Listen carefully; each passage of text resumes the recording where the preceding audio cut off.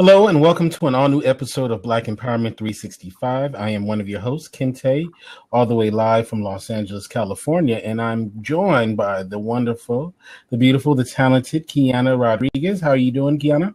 I am wonderful. How are you doing? I'm doing excellent. I got a lot of work done today, and I'm just happy to be here with you. All right. Yes, I got a lot done today, too. Got a lot going on tomorrow, but it is all great things. So I'm very, very happy to be here tonight. All right. Yes, we actually have an amazing guest tonight. He has been just a very large, strong presence in the media on platforms like Radio 1, CNN, Black Enterprise. He is a speaker, a mentor, best-selling author of What Had Happened Was Fundamental Wealth Principles and Where's My Change. I am so thankful and blessed to have Clyde Anderson with us tonight. Yes. Hey, what's happening? Welcome. How you doing? Thank you Well, for having me. How you doing tonight? wonderful. How are you doing? Doing awesome. Happy to be here. Yes. Okay, so as Kinte knows, he always does this, so I will do it. We always start out the show really getting background about you, like where you were born, where did you grow up? So tell us a little bit about you. All right. Well, I was actually born in Milwaukee, Wisconsin. I grew up in Detroit, Michigan, though. I moved to Detroit when I was 7, and my family bought me a shirt that said, "Pray for me, I live in Detroit." And so that was my sort of introduction into it.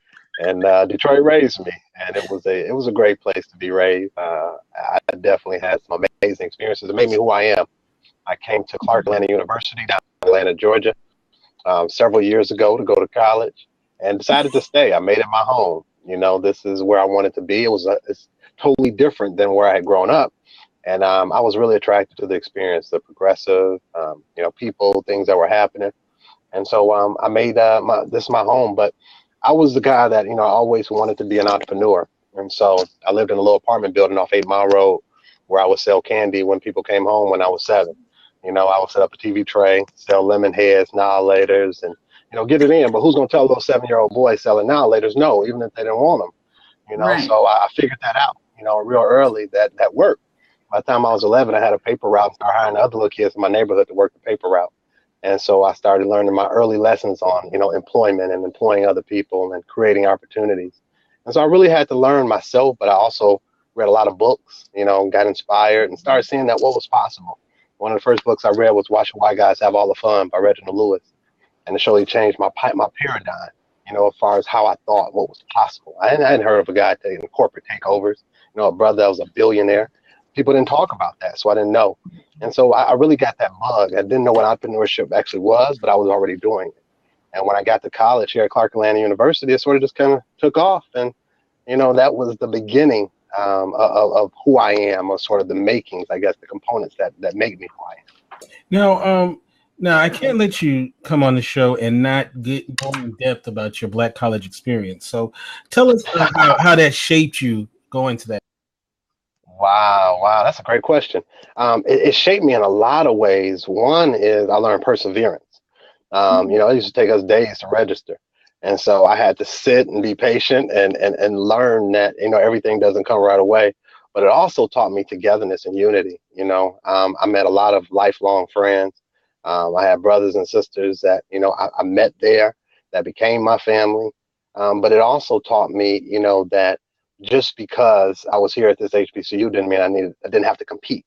I was competing with a lot of different people, but I learned so much because it was so many people at that time I was there that were beginning businesses. They weren't necessarily going the traditional route. It was sort of this new entrepreneurship thing that was cool.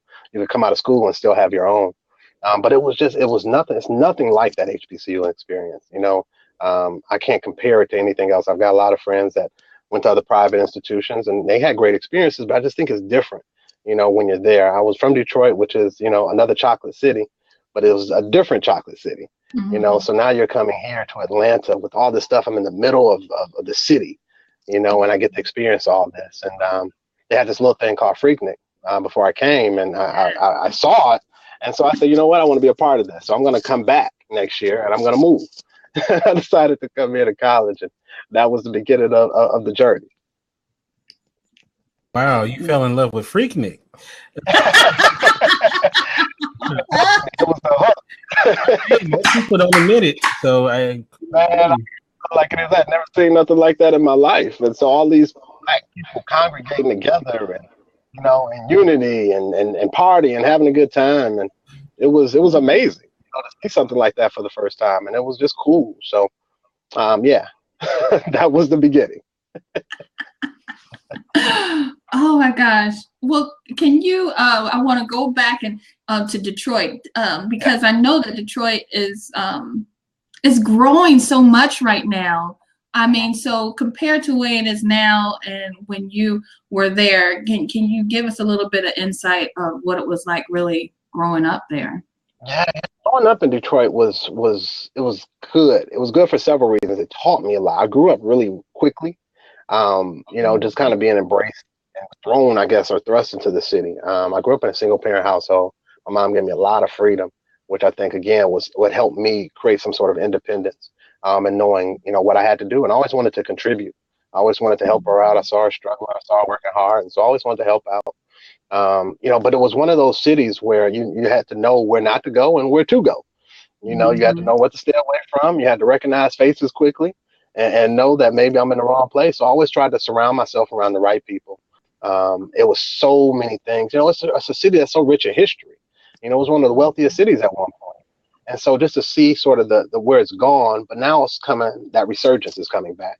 But it's a lesson. It's like Detroit's a case study. It's a great case study because, if we talk about gentrification and what's going on in our communities, it's great. You go downtown now and it's amazing. They got bike paths and walkways and new buildings and new businesses coming, because that's what happens when property values go down.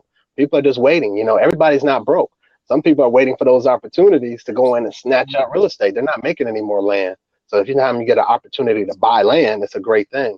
But Detroit was one of those, like when I got to the time when I was ready to go to college, I knew it was time for me to go.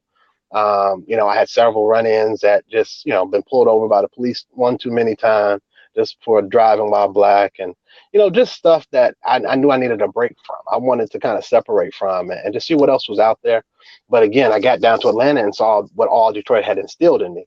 It was a hustle. Detroit gave me a hustle like no other. And so I was able to take that hustle and apply it here in Atlanta, and it worked. And, doors began to open, and I found my path. Right. I love that. So I want to go back to the books that you were reading. Can you name some more books that really impact you over the years? Yeah, definitely. The first I mentioned, Watch the White Guys Have All the Fun. The second one I would say is Think and Grow Rich. Think and Grow Rich by Napoleon Hill was the first one I read. But then I also had a professor at Clark Atlanta University who sort of changed my trajectory, and his name was Dr. Kim Burrell. Dr. Kim Burrell wrote Think and Grow Rich, The Black Choice. Yes. Wealth and some other ones. And he was my professor my senior year. I had a class called Entrepreneurship and Enterprise. Lucky you. Life. It changed my life. He showed me how to create plans. I would come up with ideas and I thought they were dope. Thought they were amazing. And he would be like, man, that doesn't make sense. Go back to the drawing board, start again, create another plan. And he taught me about strategy, supply and demand, what really works, supply needs, and fill them, and just really kind of tap into what you want. And so he was a great mentor. And when I got out of Clark, that's when I kind of got to mortgage. I started reading a lot more finance stuff. I started really kind of getting abreast of how to manage my money. Hold on 1 second. We're having a little audio difficulties with you. Much better. Yeah. So after, so you talked about books, Think and Grow Rich, The Black Choice, Think and Grow Rich, Napoleon Hill's version, Watch the White Guys Have All the Fun, The Alchemist. I love stories. And so Who Moved My Cheese? I love stories that just really kind of teach lessons. And so my path sort of happened as I got out of college. I fell into the mortgage business, and it really mean fail. Like I had no aspirations to get in the mortgage business, but it was one of those things where I was sort of trying to find, what I want to start, how to get going. And I saw a company down in Florida where I was staying at the time, and they were looking for people that had, sort of experience in sales. And I had, right out of college or during college, I always kept a job. So I was working for Bell South and selling data and thinking that, I'm still trying to find my way and start my business, and got into the mortgage business, loved it. I was the only black guy in a white office in a little town called Maitland, Florida, right outside of Orlando. And they taught me everything. So they taught me about investing. They taught me stocks. They taught me how much life insurance I need to get. Why did I need $1 million policy? And what did that mean? And how to make it work, and cash management accounts. And so I got so many lessons, and I learned this, but I got all the people that they didn't want to touch. I got the people with bad credit, no credit challenges, and, no money. Those became my clients. And every time they would sit down with me, they would always say, well, you see, what had happened was, I co-signed for my cousin. He never paid the car note. I went through a nasty divorce and my credit got ruined. So I heard all these stories. And so I decided to, start a publishing company. So we started a publishing company called Paramount Publications. And my publishing company was really just to put my book out. And I came up with the concept, and it was, what had happened was the title. It was about 4 characters that live in a town called reality, somewhere between perfect bliss and rock bottom. It was too good to be true, just to get by, D. Joneses, and couldn't care less. And they were all trying to get a special deal, and that special deal was freedom, the ability to live out your dreams, to answer your questions of what you've been waiting for. So it just showed what different characters would or wouldn't do to get something they considered to be special. And all these people that were coming to me, they wanted something special. They wanted a home. They wanted something for their family. Now I had to help them discover, how do you get this special deal? And so I really wanted to give the book. I was saying a lot of the same stuff over. And the book sort of took off. I had a built-in distribution channel with my real estate agents. They were giving them out as closing gifts. And it got in the hands of someone from CNN. After they got the book, about a week later, they put me on the air to test me out. They liked me. They kept calling me back. And then they gave me my regular segment on CNN about 8 years ago. So for 8 years, every Saturday, Sunday, you'd see me on CNN. I became a financial contributor. I've appeared over 400 times. This little boy from 8 Mile Road who had no clue, really how to do it. I got good at understanding what money was and how it worked with a relationship with you, but also showing other people how to do it. Wow.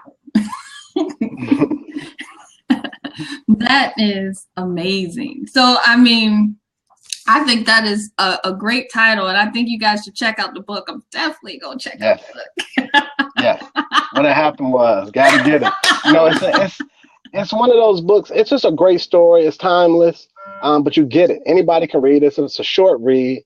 But it's in the second revision. This book has, I think 8-year anniversary. Wow. 9-year anniversary. But we've been doing it. But since then, we started publishing other titles. So I've published probably over 100 other titles.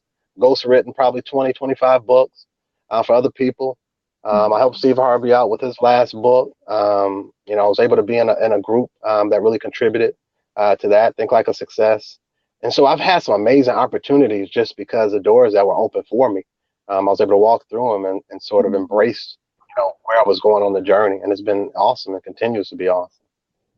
Okay, well, can you tell us a little bit about fundamental wealth? Yes, I can. Fundamental wealth, and I love fundamental wealth for several reasons. One is it's really about what I call wealth is the wisdom to establish assets and leverage the harvest. So it's the wisdom to establish assets and leverage the harvest, where you have to be wise enough to know who you are. For growing up, everybody said, what do you want to do when you grow up?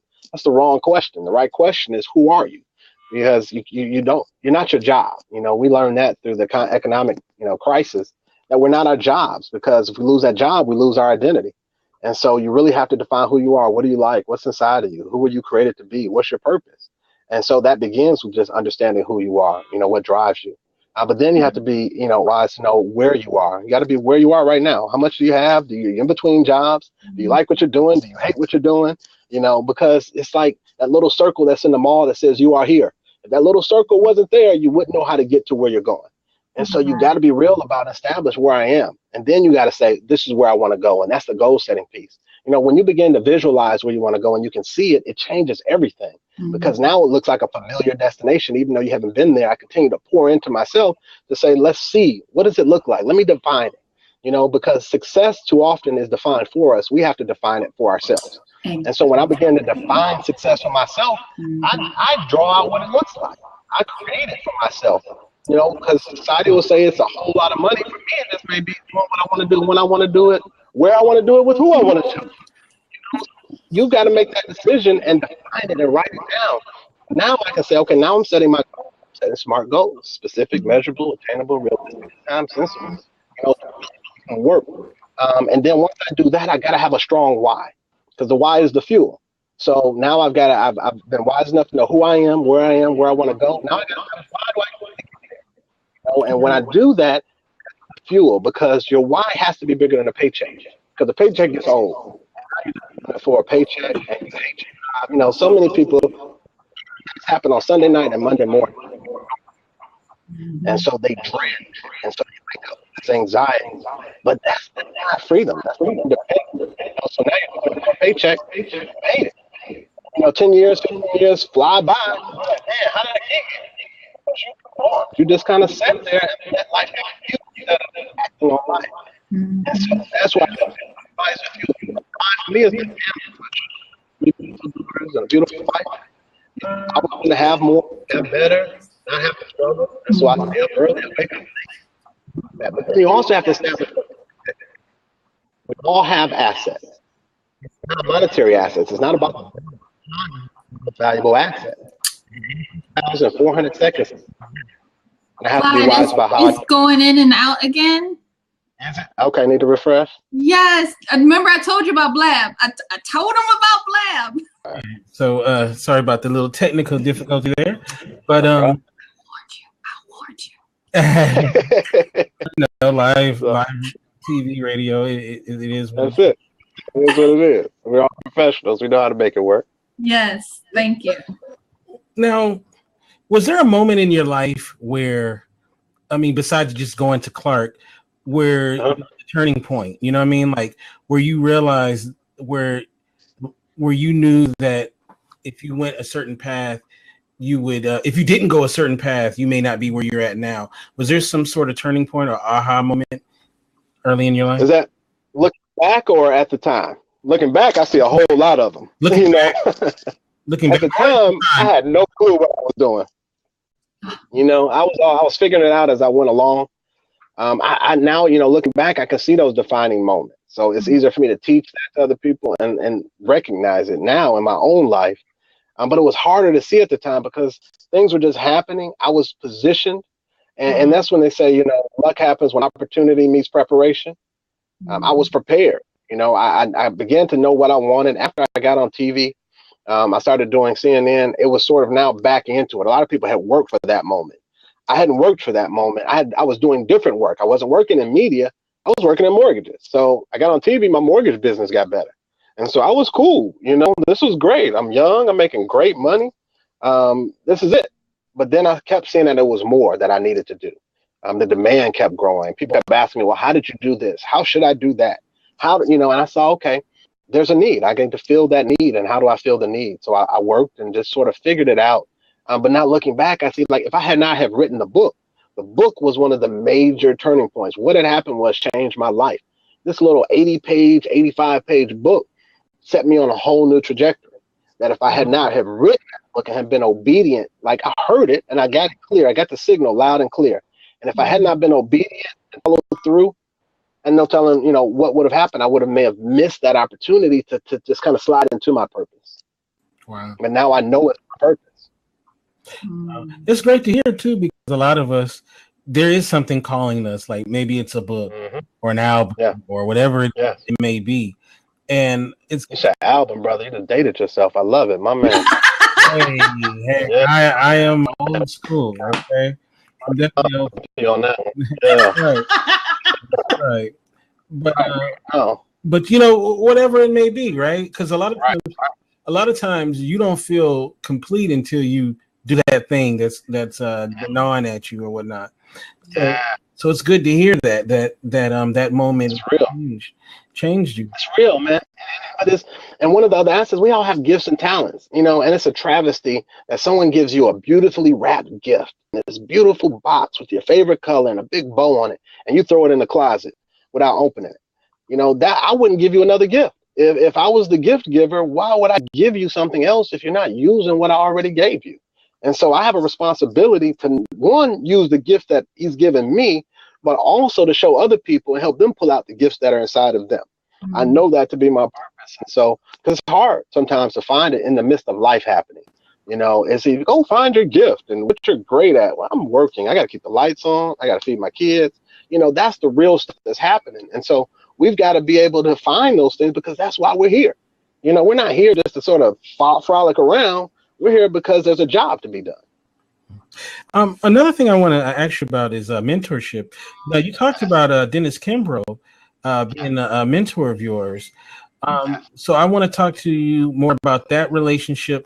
Plus, if somebody has some talent or people can see it, you get a lot of people trying to tell you, oh man, you should do this, you should do that. Talk about how you can use discernment to figure out someone that you should allow to be a mentor as well, because a lot of times you got a lot of people in your ear that's trying to tell you stuff and they're older maybe. So how do you figure out who's good for you to accept the mentorship from? I think a lot of it comes from trial and error. I learned by getting some wrong mentors. I always say that I don't really learn from anybody who hasn't failed.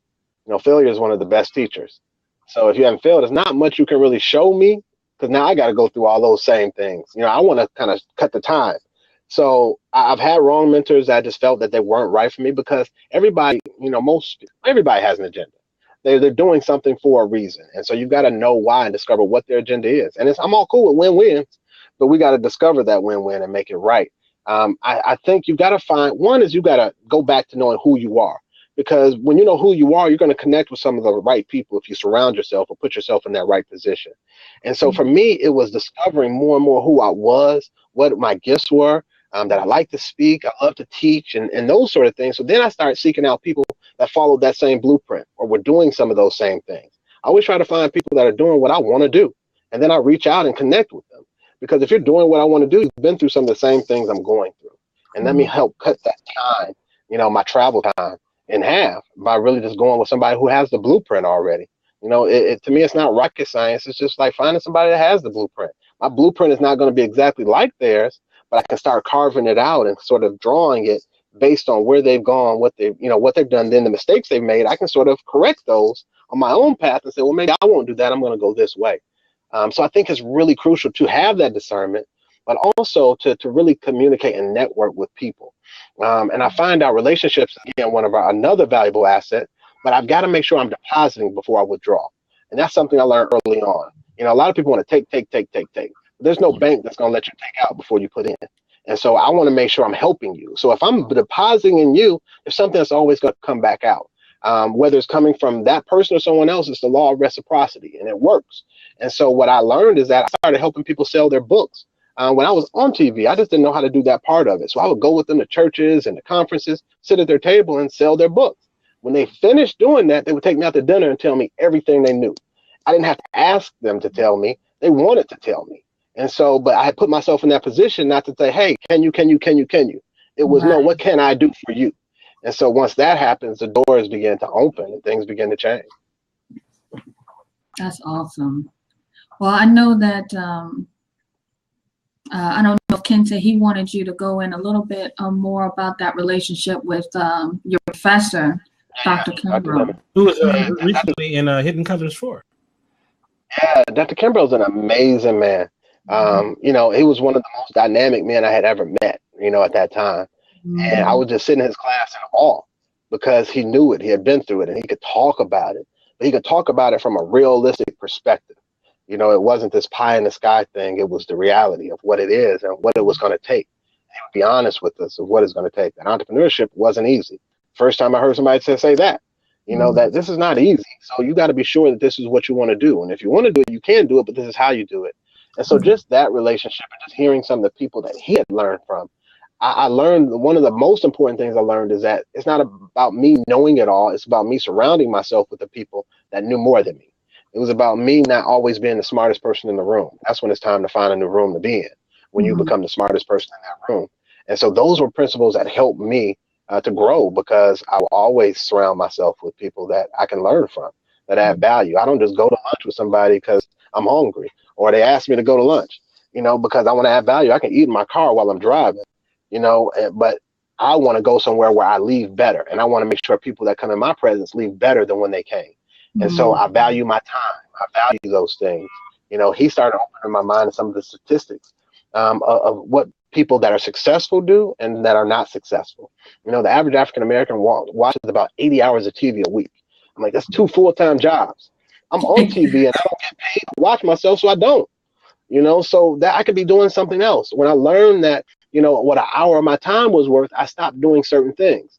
I no longer cut my grass. I can pay somebody $25 or $50 to cut my grass. My hourly rate is much more than that. And so why would I spend my time doing that unless I love cutting the grass and I love the outdoors and I get enjoyment out of it? But I have allergies and I hate being outside like that. And so I'll bring somebody else to do it, and I can do something else that's going to help me lead to my legacy, to the things that I really want and my purpose. And so it's just certain things that, I mean, Dr. Kim Burrell really taught me about, one, being a man, but also about being an entrepreneur. Mm-hmm. Well, I really, because you hit on the why, and you hear just many people walking around, you got to know your why. You got to know your why. Everybody's talking about the why, but I would love to hear you speak on why the why is so important and how to really figure out your why, because people are just saying, just figure out your why. It's so important, you know. I do. I got a new book coming out called Activate Your Assets. And I talk about the why in that because, like you said, a lot of people don't understand it. We throw it out there. But the why is like putting fuel in an automobile. You know, in order for that car to go, it has to have fuel in it or it won't go anywhere. We have to have that same type of fuel. A lot of, you know, some of the fuel is nourishment, it's food, it's all those things. But one of the things that I think is that superpower, you know, that nitrogen, is the why. Because your why is what motivates you. Because this is really what you're doing it for. We all do something for a reason. Whatever we do, we go to work for a reason. We come home for a reason. You know, there's a reason we do it. So once you tap into that reason, things begin to change. So now it's not like I'm just getting up to go through the motions. I'm getting up because I got an end game. I got something that I'm doing this for. I'm going to see it come to fruition on the other side. I always tell people that your goals have to be bigger than your vices. Your goals have to be bigger than that new pair of shoes. It have to be bigger than that car that you're looking at. It has to be bigger than the vacation. Your goals have to be bigger, because if your goals aren't bigger than your vices always win. And so I don't want my vices to win. I want my goals to win. And so therefore, my why becomes me achieving that goal. And I got to achieve that goal because my kids are looking at me. I got to achieve that goal because I want them to do something else. I want them to get scholarships to college. I don't want them to have student loans. You know, that's my part. That's a big why right there. I don't want them to be in debt to Sally Mae. So I get up and I'm motivated for those simple facts. So, okay, when I get down or when I get tired, I have to remind myself what I want for them. I've got to remind myself why I'm doing it. I got to remind myself that I've got a wife at home that's dependent on me, that's taking care of the kids. I've got to remind myself of all these things. And so your why is that reminder of, this is why I'm in the game. It's like a boxer. You keep getting hit in the face. At some point, you're like, you know what? Just stop hitting me in the face. But if my why is big, then I'm going to say, you know what? I can take a couple more hits. I can stay in this fight a little bit longer. I got a big why. And this big why is going to change the game. This big why is going to change lives. You know, just think about it. We know who Paris Hilton is. Paris' great-great-granddaddy was Conrad Hilton. Conrad Hilton is someone Paris has never met, but he changed the trajectory of her life. And so there's a picture of Conrad, great-great-granddaddy Conrad Hilton in the house. They've never met, but when they walk past it, they, you know, tip their hat. Thank you, granddaddy. Because he changed the whole trajectory of the generation, of their family, of the legacy. I want that to happen to my great-great-grandkids. I want them to know me even if they haven't met me. I want to leave something for them that they can be proud of. I want to leave something for them that they can pass on. So, I mean, that's what we have to think about. In China, they have a 100-year plan. We're trying to make it to next week, and we can't do it like that. They're planning for not their kids, but their kids' kids. And when we start thinking like that, it changes the whole game. And so now that time that I have, I can't throw it out the window. I can't waste time. I don't have that much of it. I get 86,400 seconds in each day, and I have to use them wisely. I always ask the question, what do you want your legacy to be? Because I think it's so important. And I think so many of us underestimate how important it is. Yeah. And that's a great way to put it, you know, about Conrad Hilton. And so if we I like that. More people in our community thinking that way, it's right. going to be better. So think about that. Mhm. You know, and we don't like to be realistic and think that we're going to die. You know, at some point we all pass away. We don't think about that. We're in the now, just the moment, which I get it, but we got to prepare for it because that's it. So many of us in our culture, we just go and we don't have anything to pass on to our kids and they start all over. As long as each generation keeps starting over, we're never going to get anywhere. Right. And and that's one reason why we're failing in a lot of ways, because we're living day to day, and others are planning for the future. They're way ahead. Yeah. They're already ready for us. And come on, man. I'm not thinking about that. Yeah. No, I'm saying you nailed it. I mean, they're so far ahead. So that whole saying about it's a race and you don't see anybody behind you, so you think you're winning. They're so far ahead of us, and so we've got to kind of play this catch up thing now. I hate the fact, because we're all competing against ourselves. I want to be better than me yesterday. It's not that I want to be better than my neighbor. I want to be better than my classmate, or I want to be better than my coworker. I want to be better than me. I want to keep up in the ante. I want to keep kind of, raising the bar for myself. And so I think when we begin to think like that, I had a buddy that, really sort of turned me onto a new concept of, and then I started reading like the Jewish phenomenon and seeing how valid it was that he and his sister took out a life insurance policy on their parents because they got 2 little kids and they're going to use that money to send their kids to college.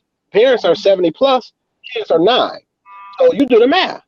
And something we don't think about, but Jewish people do it all the time. And so they'll create funds because they know that someone's going to pass away. So why not pay a couple of bucks every month, $100 to get a life insurance policy for $350,000? So now we're not having a GoFundMe when somebody passes away, or we're not trying to scrimp up, or a family can't get in town till next week because we don't have it and we can't bury grandma. So we got to change that paradigm. It's a total shift that has to happen. So we understand that's what legacy is. Having something, we definitely I'll be sad when my loved ones pass away, but it also should be a new birth. It should be new opportunities. It should be something that opens doors for my kids. And so now, Kennedy, when they turn 21, they get in a trust for $2 million. So now they can figure things out. You think if you had $2 million when you turn 21, you could kind of figure out where you want to do, what you want to do, and not be thrown into something that you really don't want to do because you have to. Yeah, it changes that. Let me ask you a question. Now you said you're a father, right? Yeah. 3 daughters. Okay, cool. Let me ask you this. At what point do you start instilling that into your kids? Your suggestion. I don't have any kids, so I'm interested to get it from you. Possible, man. Soon as possible. I teach kids. I have a program called Mindsense, and I teach kids, about money, but I try to do it in a way that they can get it, because I started instilling that in my kids at an early age by making sure that they knew the value of $1. I make it a rite of passage when they turn 12 that they go open up a checking and savings account, or a savings account, actually. So it's a rite of passage, and we take pictures in the bank. And we do all that kind of stuff. I just need them to understand the importance. Jewish kids, when they're 13, have this bar mitzvah where they've got to recite certain principles. These are principles that have been instilled in them. I need those same principles in my kids. Like, why wouldn't I? I need them to understand what the system is made on and how the system works. The earlier we start, the better. This has to be age appropriate. It has to be what they understand. One day I had my kids go around the house, write down all the stuff we use, like the tide. Who makes that? I need you to research that. Who makes that? And know the ticker symbol, and understand what stocks are. And there's a free tool on the web that gives you $100,000 in imaginary money, and you can have your own stock portfolio and start buying and selling stock, virtually. It's not real, but it gives them an opportunity to understand what the system is, what works, how dollars compound. Because when I learned the value of compounding interest, it changed my thought process. I'd rather earn interest instead of pay interest. And so these are certain principles that I think are really crucial. But the earlier we can start it, even if I'm showing them these are 4 quarters, this is what it means to have 4 quarters, that's what I want to do.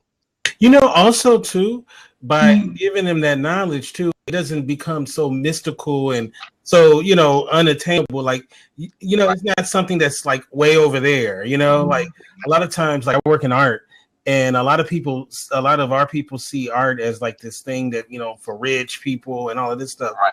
So if you can do that at such a young age, then when they become adults, they can understand, it's not something that's like abstract to them. that it's second nature. Right, because it's like the stock market. Most people feel like, oh, I can't play the stock market because I'm not rich or I don't come from a certain kind of family and stuff like that. So when you take that away, take that, like it's something you can do, It's something you can do. We're investing. I mean, we're investing in Nike by buying Jordans. So why not own a piece of it? If I'm eating McDonald's, why not own some McDonald's? So I feel a little bit better every time I go give them my money. I feel like I'm making something back. So I think those things, like we're investing the wrong way. And so now it's just flipping that around so we can invest in the right way, and invest in futures and not just become consumers, which we have become. It's just changing that. Growing up, I just thought you made money to buy stuff you wanted and pay bills. But it's bigger than that. It does so much more than that when you begin to have a relationship with it. Mm-hmm. That's right. And art, a lot of us don't understand that it's an asset. That art can be an asset. So no one's taught us how to invest in art. Those it's a lot of little things that we can learn and teach the next generation, and show them what it is and the value of it, but then you begin to develop an appreciation for it. So I can develop appreciation for money once I learn what it is. I can develop appreciation for art when I learn the value of it. I can establish appreciation for people when I know their value, but if I don't love me, I can't love you. If I don't value me, I can't value you. Right. And I want to let everybody know that's here. You are welcome to ask any questions, comments that you might have for Clyde. Please feel free to ask any questions so he can provide the answer, because this is so good. It looks like everybody is just like really into the conversation. You know what though, and Clyde, tell me if you agree with this, but I would say in the last 2-3 years, it seems like more of us, talking about Black folks, are starting to seem like they understand it. I'm hearing the words like empowerment and and recycling Black dollars and stuff like that. I hear it a lot in the last couple of years. Do you see a change? You see a change? I definitely see a change, and I think it's become we talk about it more. It's like having those conversations more, and the more conversations we have, the more it's talked about, the more it's brought to the forefront. I think the more it begins to get drilled in.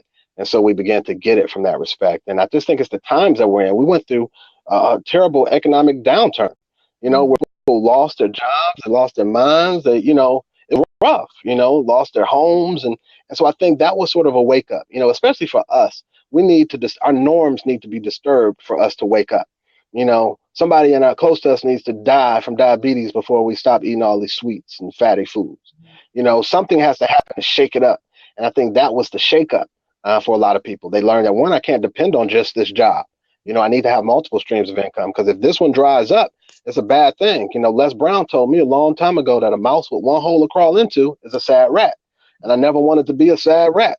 And so I think we learn certain lessons from the negative things that we go through. That's those failures again. So when the economy failed, we had to say, okay, what do I do to protect myself and my family? And it became more important to learn about managing money.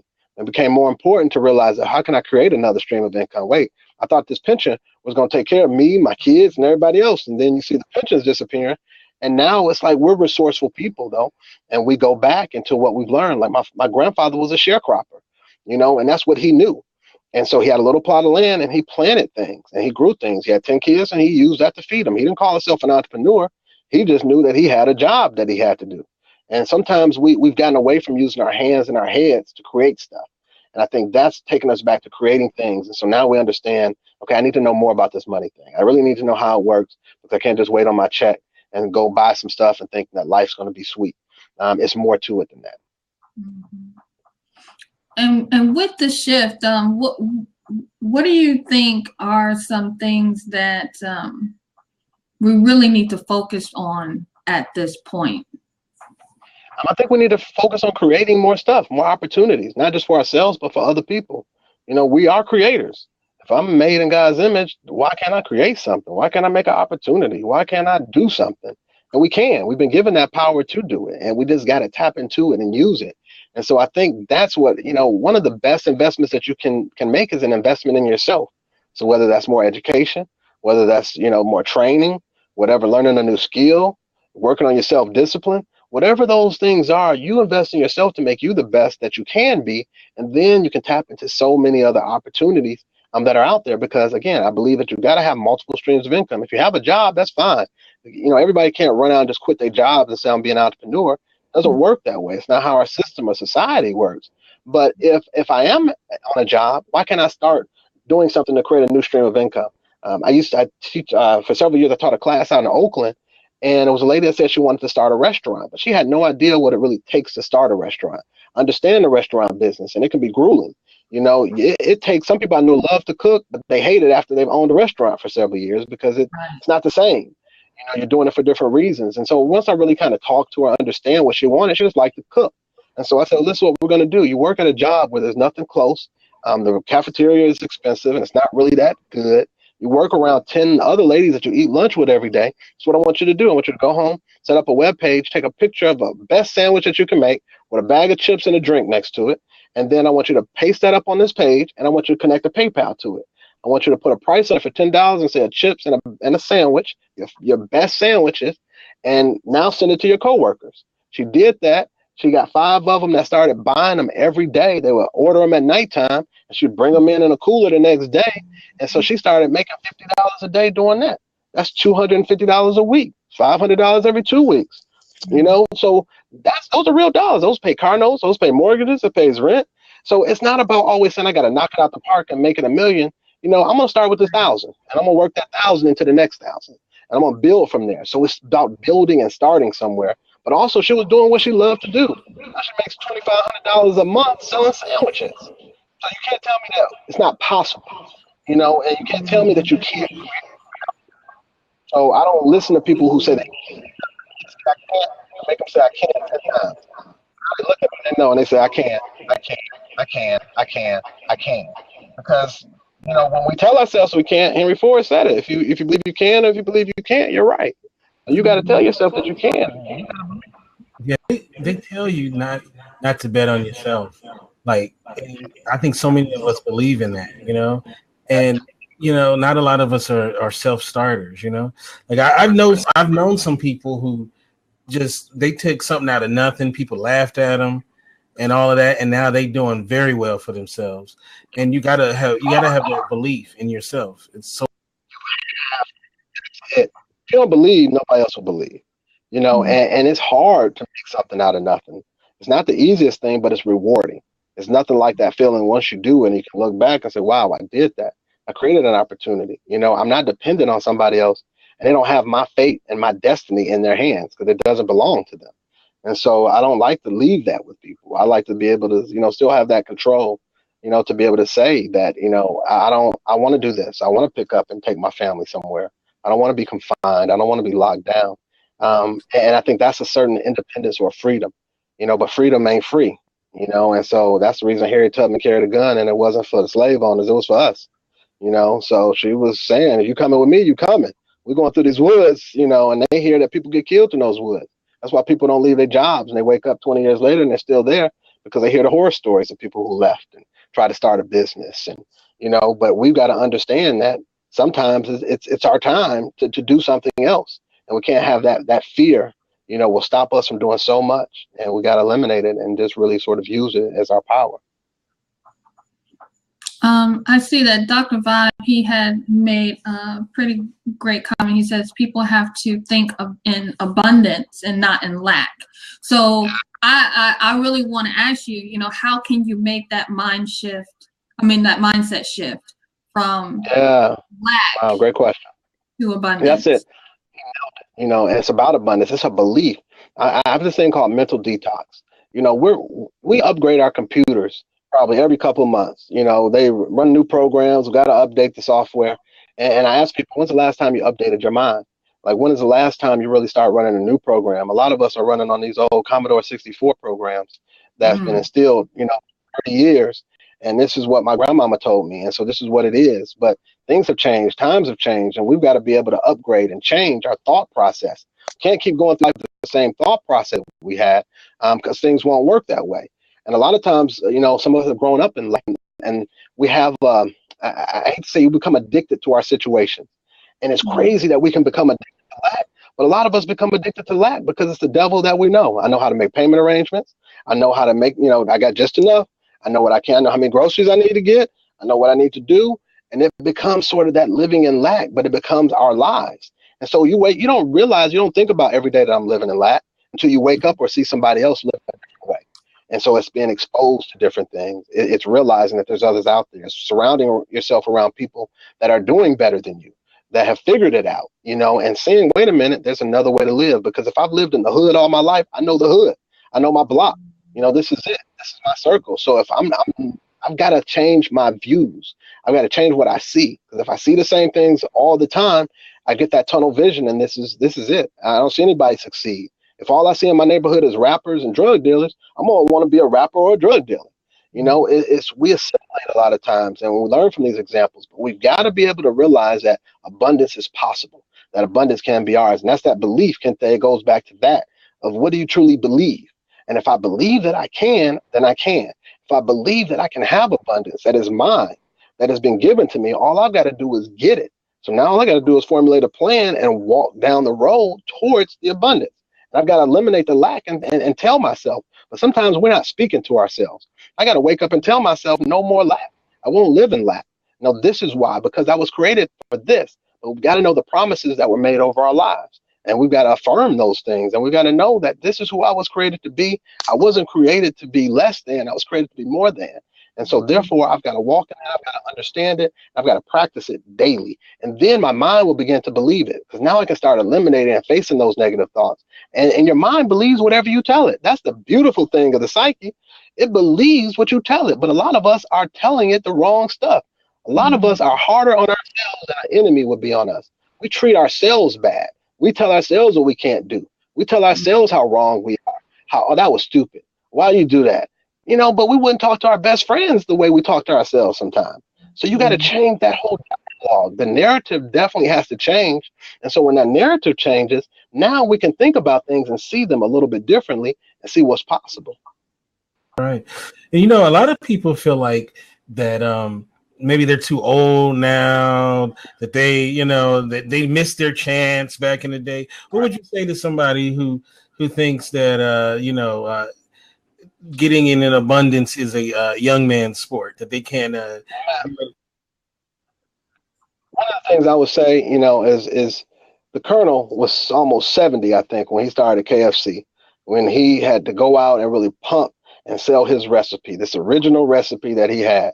Famous Amos was like 65, so I go back to lessons in history of people that started at later on in life, that it's not over till it's over. And I met Lisa Nichols one time. Lisa Nichols was part of Chicken Soup for the Soul and The Secret. And Lisa Nichols, she would tell me that if I'm still standing, if I'm here and I'm still standing, it's a reason. I'm here for a reason. So there's something else I got to do. If I'm gone, then I've done what I'm supposed to do. But if I'm still standing and I'm here to talk to you, I'm not done. There's something else I need to do. And so I think when we begin to realize that no matter age is just the number, if I had to quote Aaliyah, it's just a number. So we want to make sure that, don't get confused and don't get, distracted with things that society is saying. Because again, society tells us if I don't look this way, I'm not successful. If I don't have this big house, I'm not successful. So they're telling you a lot of lies. You got to stop listening to the lies and start telling yourself, really what you want and believing that it's possible. That's right. Now, I have to speak on this because you have children, and my children are a tad bit younger than yours, and I can just tell a quick story. I'm a gamer, and I went into the store, and the manager was changing all the sales tags from 50% to $19.99. I was like, what are you doing that for? Well, somebody went to corporate and complained that they couldn't really do the math, 50% off. And so we have to go around the entire store and change all the tags to the actual price, right? So when I hear that, math is a problem, right? Math is a problem. So even coming to when it comes to economic empowerment, and my children, they're learning math a certain way. They're learning things a certain way. So if I teach them how I know how, it might confuse them. And I don't understand how they're teaching. So how do you think we can really empower our children when it comes to math and learning? You spoke a little bit about those tools, but when we teach them specifically and how it's changing, how can we really deal with those things? Well, the way I can address it is from the standpoint of really dealing with money. I like to do lessons with money, whether it's dollars, quarters, dimes. I like to do math that way because it's practical. A lot of stuff I've learned in school, I've never used it again since I got out of school. But I deal with money all the time, and they never taught me about money in school, which is crazy. And so I like to really kind of take it back and put it on that. I have not used geometry. I guess shapes, somewhere here and there, but no calculus. I haven't used calculus a day probably since I got out of college. And so I really think that we're missing something because now we've got these practical life skills like counting money. Like you said, now I've got to change the signs because you can't calculate 50%. So I always like to throw examples out there like that, with my kids when we're going places. I take every opportunity to point out examples. What is that? Ask them questions. We're in the bookstore one day and my youngest said, "Can you get this book for me?" And I said, "Well, how much money do you have?" She was like $5 short. And I said, "Okay, well, you're $5 short for this. You really want this book. I'll get you the $5, but I'll loan you the $5. So she was like, "Loan it to me? What do you mean loan it to me?" And I said, "Well, you're going to pay that $5 back to me." She's like, "Bet, I got it. I'll give you $5 when you get home." I said, "No, it's not that simple. There's interest compounded on it because I'm giving you this money to help you do something you want right now. And so therefore, you've got to pay me a percentage of, 10% on top of that." So then I had to make her figure out, what does that look like? So now I can make these practical life examples. So now she can see 10% because I got to go in my piggy bank and give daddy $5 plus 10% of that to go ahead and settle this debt. Because I really wanted this book right now. I couldn't delay my gratification. And so I needed to get it right now. And so I throw those kind of options out there. I make them calculate things. I don't do it for them. What does that mean when they say that? If we're in the store, they like clothes, they're ladies and they love to shop, and it's a 20% sale. How much is it going to cost? Simple as that. Let me throw that out there to you. I'm not going to tell you. I need you to tell me. And see, I think those simple lessons we miss sometimes. It doesn't have to take us sitting down at the table and pulling paper out. And it takes us really sort of talking and having these conversations. And I believe that I have to continue to talk to my kids and make sure that I don't talk to them like babies, but I talk to them like future adults. Meaning that it's appropriate for what's now, but every year we're going to change up the dialogue and the narrative just continues to change until we can sort of talk on the same level and you can understand it, but hopefully by then, we're counting several decimals and several commas, and doing big percentages by that point. So that's my thought process of that. We've just got to change that because we can't depend on the schools to do it for our kids. This is too important. This is their financial lives. I can't wait on somebody else to offer a class. I need to make one. Woo. Right. And the system ain't going to try to empower your kids anyway, because they want them to be dumb, mindless drones that they can be controlled. So that's that's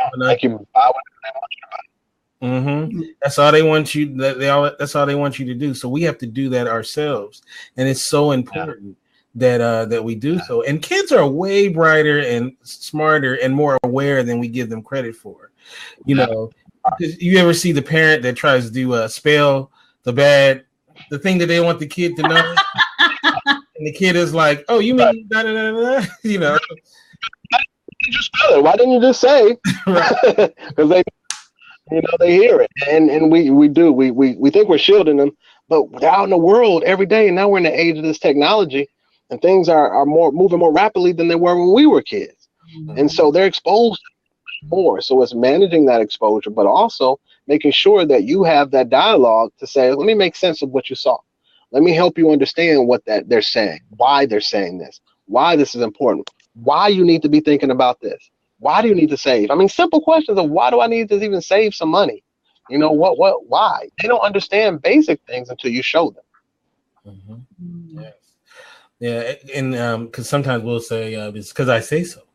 Right. That's grown folks talk. We talking money. That's grown folks business. You don't button grown folks stuff. Right. And I told you what it is. That has to.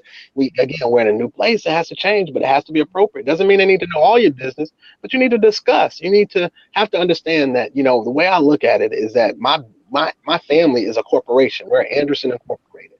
My wife is my CFO, and my children are my shareholders. So I have a fiduciary responsibility to them. if I'm the CEO, to make sure that this company stays afloat, that this company continues to thrive, that we're moving in the right direction, but also have to share some things with them that are age appropriate. I got to share stuff with them about where we are, what we can and can't do, why we can't do that right now. Why, what is the goal? What are we working towards? So then they begin to understand, and it's easier for them to apply that stuff to their own family. You were talking about the Jewish piece about when they're 13, they have the bar mitzvah where they, the principles, but also too, when they graduate from high school, they send them to the kibbutz, right as they're getting to adulthood to once again reinforce what their principles are. And now they're adults, so they can live it out too. And I think that's so important to their process, and that's the reason why they give back to their community. And I've talked about this recently, that I feel like in our community, the goal is to get far away, and we don't have that. That's like success is being detached from your community, and I think that we need to promote. I'm not saying living in the hood, but I mean promote giving back to our community and sharing the knowledge that we got back to those. Yeah.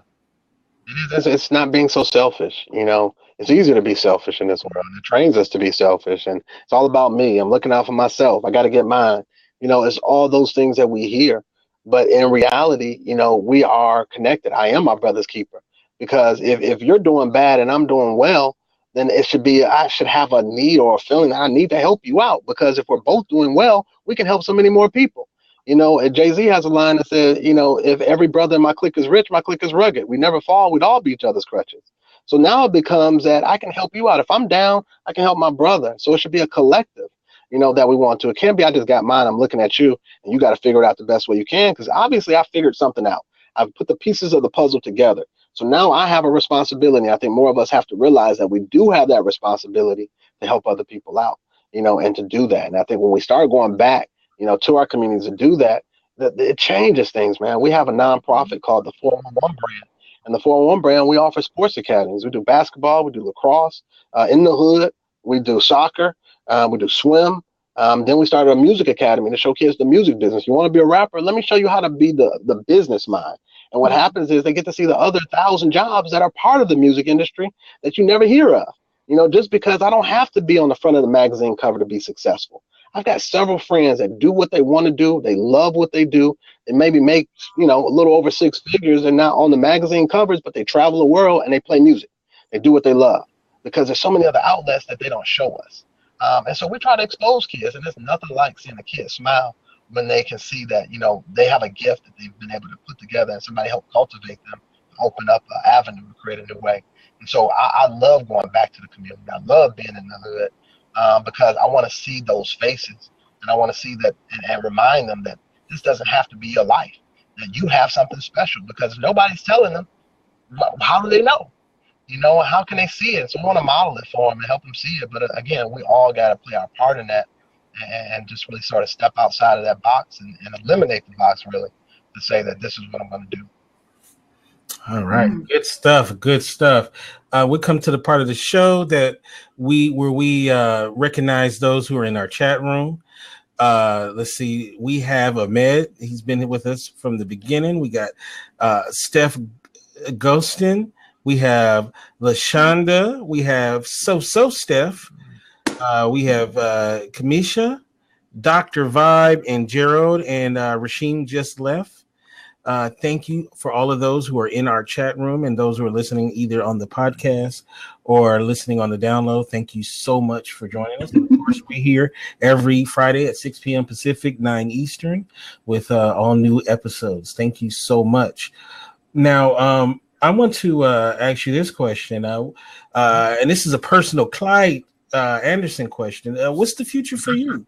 What can we expect from you? And, do you have any goals you might want to share with us? Maybe a new book or whatnot? Yeah, definitely. Right now, we're in the process of growing our publishing company.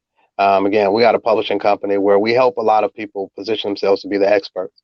I had to do it by trial and error. I got on TV and had to kind of learn and feel my way around. So we help people be the experts in their lanes. We have a process that they can talk out their book instead of writing it. And it's growing. So now I don't have to sit down and write. I may be busy. I do it for a lot of athletes. I do it for pastors. I do it for business owners. and now they can talk it out. We record it, we transcribe it, we turn it into a book in about 90 days for them. And I show people how to leverage the back of the room and sort of how to pitch to networks and get on television and do what I was able to do. So that's growing, and we're building that business and helping a lot more people there. But also my nonprofit, I have my partners, John Thomas, and we do some great stuff in the community. We've got some great stuff coming up with Luda Day weekend soon here in Atlanta. So we're just really building strategically, building great partners. And I want to keep doing that. We're offering a film academy in the fall. And we just keep adding on every quarter. We're adding on new stuff to really, again, expose kids. We partner with the city of Atlanta, their film division, and just really just sort of tapping into the community. And so my goal is to really become more active in the lives of young people, because I think you get to a certain point and you realize, okay, I have a responsibility. And part of my responsibility is that these are the ones that are going to be running things. And if I want to make sure that, this is a place I want to be, I want to help build them up. I want to help grow those next generation of leaders, thoughts, thinkers and influencers. And so I'm happy about that. I do have a new book coming out called Activate Your Assets. And so we're creating a tour and some other stuff around that. So I'm excited about it. Doing the new podcast. I stay busy, man. And so my whole goal is to continue to be productive. When people ask me if I had a great day, I measure my day based on how productive I was. Not just how I felt, but was I productive? Did I get some stuff done? Did I move the needle on the scoreboard? Am I further today than I was yesterday? And that's my goal, really, man, to just really kind of keep going, keep pushing. And opening doors for other people and exposing people and helping them see what they have inside of them. It's amazing.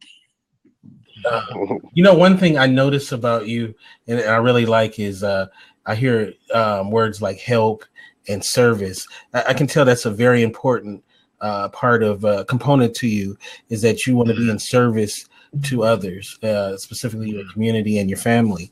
Talk about that too, about how important that is. I think it's something that's been instilled in me. My mom instilled in me at an early age about giving, and my mom has a huge heart. So I always will see her give, even when she didn't have and couldn't give. And so, but she knows she wanted to do something. And sometimes we get caught up that giving is always money, and it's not always money. Sometimes it's time, sometimes a prayer, sometimes a thought, sometimes a kind word. And so, some people don't get hugged often. Sometimes it's giving somebody a hug.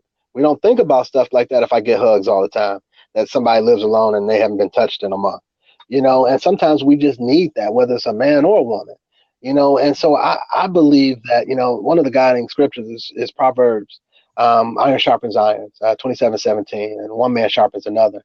And I believe that we were placed here on earth to serve. So if I'm not serving, I'm just taking up space and using somebody else's oxygen that wants to serve, that could use it. So I don't want to just be using up somebody else's oxygen, I feel like I have to serve, that's a part of the deal.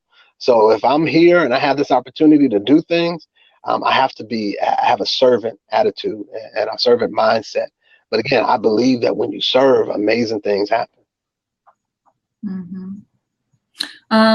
Steph, she had a question. She wanted to know, again, what is the name of your publishing company? The name of my publishing company is Empwerment Publications. We're actually in the midst of launching a new site. We're revising the site. Again, this was the publishing company we started 10 years ago. And I really started doing it for my friends and showing other people how to do it. But now we've grown to have national distribution. We do some cool stuff. We got a cool team, and we've got, some great projects. So, Steph, I would love to talk to you. I think your book should be so Steph. I like that. This is the other Steph. This is Steph G. G, all right, Steph G. Yeah, two Stephs in there. If you have questions, you can reach me at Clyde@theparamindgroup.com. Clyde, CLYDE, @theparamind, PARAMIND group.com. I'd love to answer any questions that you have, but again, we want to help people have a voice out there. I've learned books. I see people. I was telling Quianna earlier, I see in books. So when people tell me things and tell me their story, I see it as a book.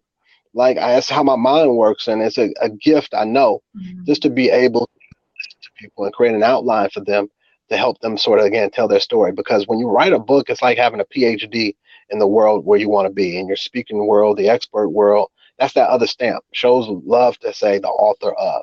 And so it's great to have that, or that component behind your name, so you can do it. Again, that was the thing that changed the whole trajectory of my life. So I'm an advocate of it. It doesn't necessarily have to be the next War and Peace, but it has to be a piece of you that you want to share with others, to let them know that, I know a little something, and I may be able to help you solve your problems or fill your needs. Wow. I mean, I could sit here and talk to you all night, but I really want to be respectful of your time. The show is an hour. So, I mean, you have really blessed us with your knowledge and your presence, and I'm just so grateful that you're here. I really appreciate you. Thank you for having me on the show. LaShonda, I spoke very highly of what you're doing. I checked out what you guys were doing. I was very impressed. So thank you, LaShonda, for the referral and just making the connection, because it's about making great connections. Sometimes not about what you know. Yeah, we don't call her LaShonda. We call her Elshawn. That's her rap. Elshawn. It's either Elshawn or LaShawanda. LaShawanda. Love it. Look. Yes, thank you. Once again, though, how can we get you social media and websites and such?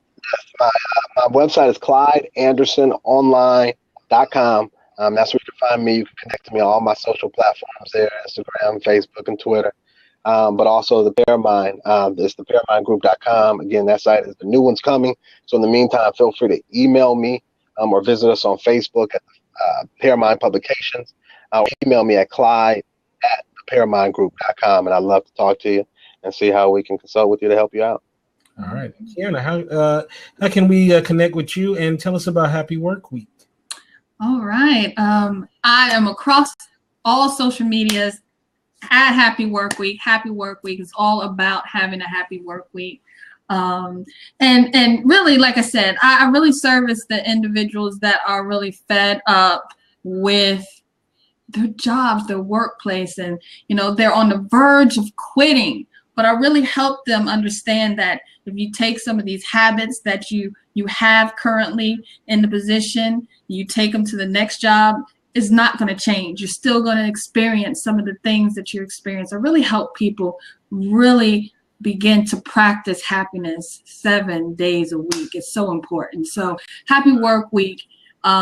I breathe it, I live it, I love it. So that is all about Happy Work Week. So Kinte, how can people find you? Real quick, just to second what she just said, this is the happiest person I've ever met in my life. So she's always smiling. She's always upbeat. She kind of gets me to be a little more happier, but I don't want to ruin my tough guy image. So, I love it. So it's like a. I love how she passed the mic to you after you passed to her. That's dope. Yeah. You can get me at Kinte F, and of course you can go to Indie Radio, indyradio.org, to hear more of our programs. Of course, like I said, we'll be back next week at 6 p.m. Pacific, 9 Eastern, and we have yet again, more, wonderful shows. This is such a pleasure to get a chance to meet you, and I'm going to be checking out everything you do. I think it's so important that we preach this message, and I'm so happy as someone who's been beating the drum about economic empowerment, as well as about our communities coming together, our community coming together in this mindset, to hear it on the forefront so much. And I really see a change. People who ain't never thought like that are starting to talk like that, and I'm like, who are you? And I think it's great. It's great. I mean, there's still obviously a lot of work to be done, but the fact that it's starting to enter our collective minds, I think is wonderful. And more power to you, man. And I like your spirit, and I want everybody to check you out and follow you and all of that stuff, man. So awesome. I appreciate it, man. Keep doing what y'all are doing, because it's needed.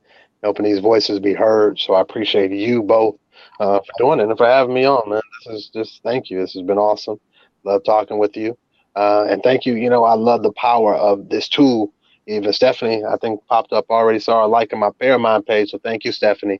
Appreciate you. And I look forward to talking to you. So I see that y'all got some people that's about action, making some things happen. And so, again, surrounding myself, I call them hot coals. You got these hot coals. And if you're in a grill, you've seen the hot coal that once it gets by itself, it burns out. So I surround myself with hot coals all the time. And I love being around hot coals. So thank you to you two hot coals for having me on, and so we can stay on fire. Yes. Yes. All right. So we will catch you next week. Have a great weekend.